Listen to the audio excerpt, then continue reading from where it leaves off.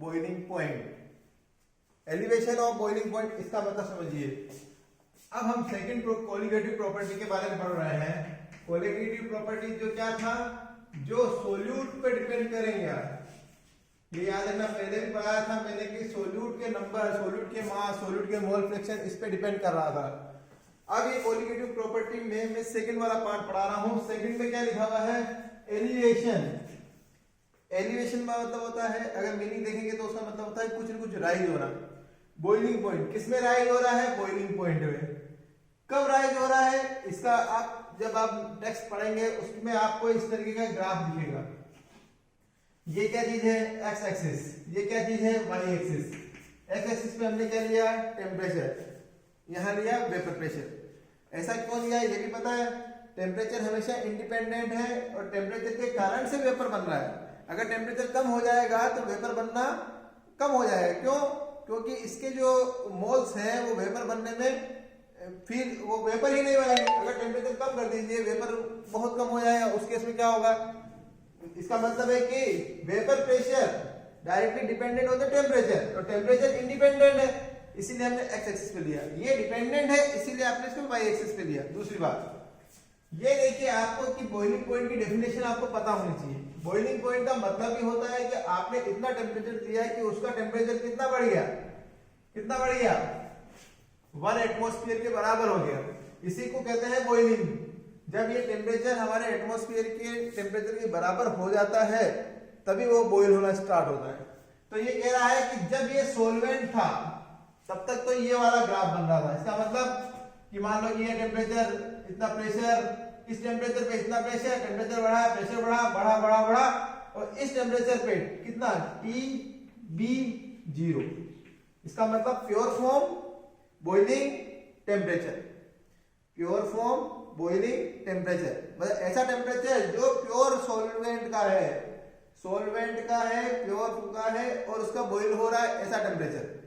अगला, इसमें आपने कुछ भी, आपने क्या मिलाया, सोल्यूट मिलाया। सोल्यूट मिलाने के बाद में आपको किस में कन्वर्ट हो गया, आप सॉल्यूशन, क्योंकि सॉल्यूशन किससे मिलकर बना होता है, solute plus solvent equal to क्या होगा, सॉल्यूशन। इसका मतलब आपने जैसे ही सोल्यूट मिलाया तो आप क्या देखेंगे कि ये वाला जो था ये भी आप देखिए ये इस तरीके से इधर मूव हो गया। इसका मतलब है कि इतना प्रेशर इस टेम्परेचर पे जाके हुआ, मतलब कुछ टेम्परेचर बढ़ गया। जब आपने जब टेम्परेचर बढ़ाया तो थोड़ा ज्यादा हुआ, थोड़ा ज्यादा, मतलब इधर से हो रहा है, इधर से हो रहा है। जब ऐसा हुआ तो आपने देखा कि इस टेम्परेचर पे जाकर वो एक एटमॉस्फेयर पे होगा, तब जाकर वो बॉइल होने वाला है। ऐसा का हुआ क्या, पहले इस पे, इस टेम्परेचर पे बॉइल हो रहा था, अब इस टेम्परेचर बॉइल हो रहा है। इसको बोलते हैं हम TB, मतलब बॉइल्ड टेम्परेचर, इसका सॉल्यूशन का। वो कह रहा है कि इन दोनों के अंदर डिफरेंस है, बिल्कुल डिफरेंस है। मान लिया कि ये मैं मान लेता हूं ये 80 डिग्री सेल्सियस था मान लिया, और ये मान लिया कितना 110, सपोज करिए 110। इसका मतलब क्या हुआ, 30 डिग्री बढ़ा नहीं बढ़ा। तो 30 डिग्री हमने कैसे किया कि TB में से TB नोट को माइनस किया। ऐसा करने के बाद में आपने क्या किया, इनके अंदर कितना टेम्परेचर बॉइल करने के लिए कितना टेम्परेचर में डिफरेंस आया, इसको आपने कैसे गेन किया, TB माइनस TB0। और ये कह रहा है कि ये जो डिफरेंस आया है, टेम्परेचर जो बढ़ा है, एलिवेशन ऑफ द टेम्परेचर हुआ है बॉइलिंग पॉइंट का, वो किसके वो कह रहा है कि m पे डिपेंड करेगा, वो डायरेक्टली प्रोपोर्शनेट है। m क्या है, m है मोलर, मोलरिटी। मोलरिटी का फॉर्मूला क्या, अच्छा इसका जब प्रोपोर्शनेट हम हटाएंगे तभी के भी आएगा। तो के भी क्या है, एक कांस्टेंट है। इस कांस्टेंट का नाम क्या है, मोलर या मोलर एलिवेशन कांस्टेंट या बॉइलिंग पॉइंट एलिवेशन कांस्टेंट, या भी इसका एक और नाम लिखा हुआ है क्या,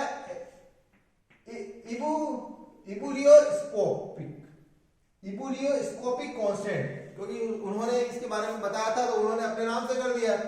इसको आपने कहा कि केबी तो चलो ठीक है, अब हम मोलर को थोड़ा सा और डिस्क्राइब करेंगे। मोलर का मतलब होता है मोलरिटी, जिसमें सोल्यूट के mole, mole of the solute upon mole solvent in KG. तो यहां लिखा है देखो W2 बाई M2, ये क्या चीज है, सोल्यूट के 2 का मतलब आप जब भी देखेंगे ना आपको 2 यहां लिखा है वो सब सोल्यूट है। या सोल्यूट का वेट, सोल्यूट का मोलर मास इनटू ये देखो W1, W1 किसके लिए, मैं 1 जहां भी लिखूंगा इसका मतलब समझ लेना है कि वो क्या है, सोलवेंट है। तो यहाँ सोलवेंट का वेट और किसमें, केजी में, इसीलिए आपने 1000 किया। ये क्या है, फॉर्मूला ऑफ द टीबी, मतलब कितना एलिवेशन हुआ, कितना चेंज आया, इसके बारे में बता रहा है। अब ये फॉर्मूले में आपको इंपॉर्टेंट बात है ये M2, ये M2 क्या है, M2 है मोलर मास ऑफ सोल्यूट।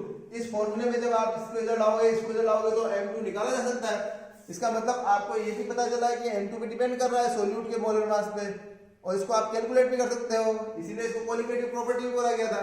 ये आपका पूरा एक कोलिगेटिव, इसके बाद में आपको